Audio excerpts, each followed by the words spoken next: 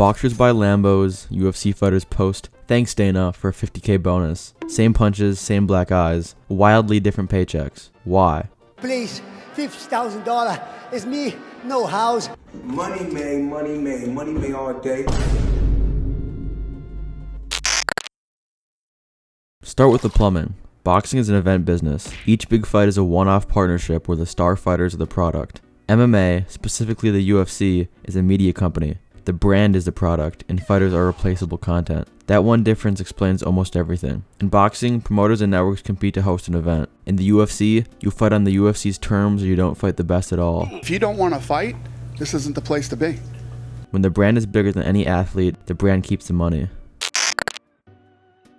In boxing, headliners regularly capture the majority of event revenue, often 60 to 80% across guarantees and pay-per-view backend. In the UFC, the company historically keeps the lion's share while fighter pay hovers around the teens. You don't need exact percentages to see the pattern. Boxing's pie sends the biggest slices to fighters, UFC's pie feeds the brand. Boxing's magic word is backend. Stars negotiate a pay-per-view split that scales with buys. One great night can change a life. In the UFC, pay-per-view points are reserved for a tiny elite. Everyone else gets a flat purse. If a card overperforms, the promotion wins. Most fighters don't. Boxers walk in looking like NASCAR. Shorts, robes, even ring posts covered in paid logos. That's real money directly to fighters. In the UFC, the uniform deal moved sponsor revenue away from individuals and towards the promotion. Fighters still get a stipend, but it's a fraction of the old Wild West checks.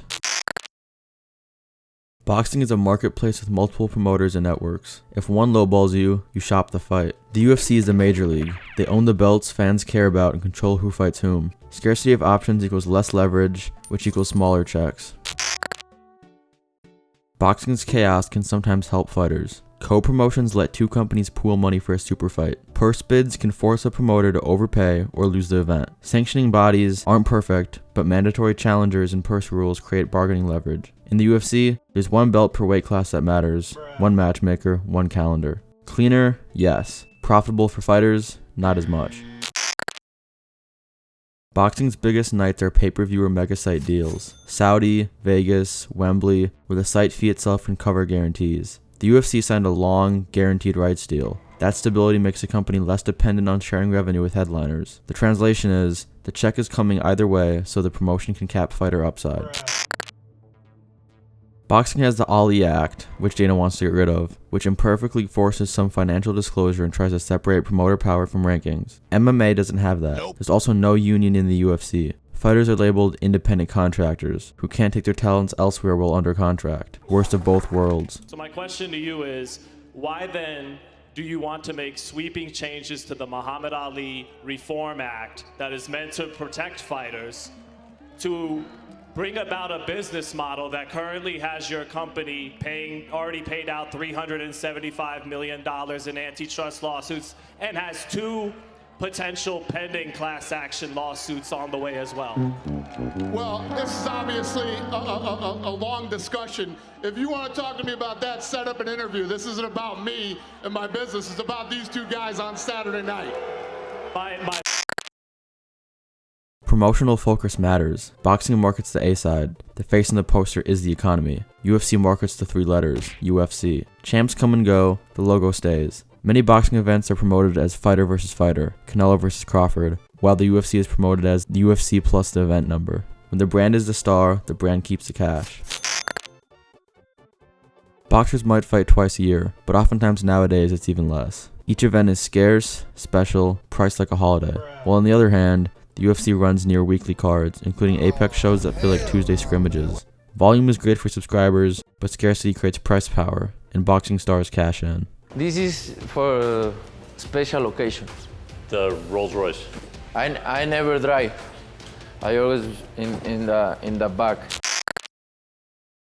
Mayweather didn't just fight, he produced. He owned his events and took the back end. Canelo signs astronomical guarantees and still participates in pay-per-view upside. Fury sells stadiums and negotiates site fees, then gets a slice of everything. Now look at MMA's rare outliers. Conor cracked the code because he had transcendent demand. Ngannou left, boxed once, and made more than years of title defenses in the UFC. The model isn't lack of talent, it's a lack of leverage. So bye, Miss American Pie. Absolutely. Boxing is top heavy. A ton of undercard boxers earn small purses. The difference is the ceiling. In the UFC, even champions often see single-digit millions across an entire year. In boxing, the top echelon routinely touches 8 figures in one night. The floor can be similar, the ceiling is on another planet.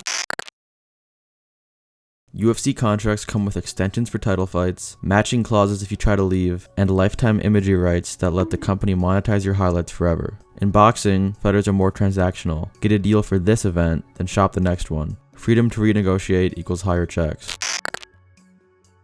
Because the UFC controls roster and rankings, fighters can't sit out and wait for the perfect payday. Say no and you might get benched or leapfrogged. Boxers can slow cook negotiation for months because they aren't locked into one calendar. Fewer fights plus more control equals fewer injuries while waiting for bigger paydays.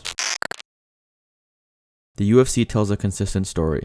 We pay what the market says you're worth.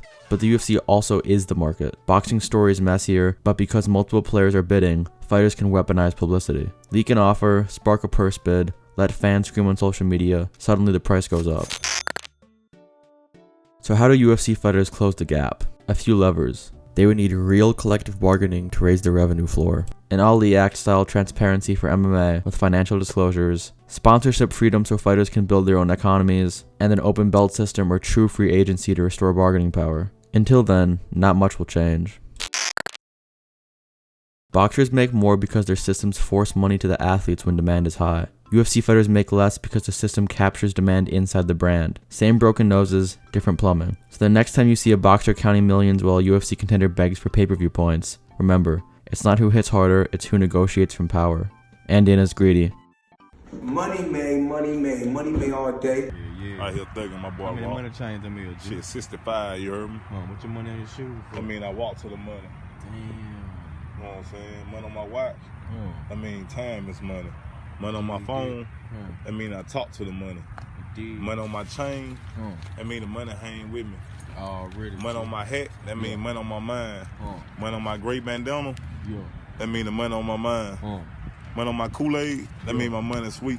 Oh yeah, G. What is on your shade for? Shades, I mean I see the money, you heard?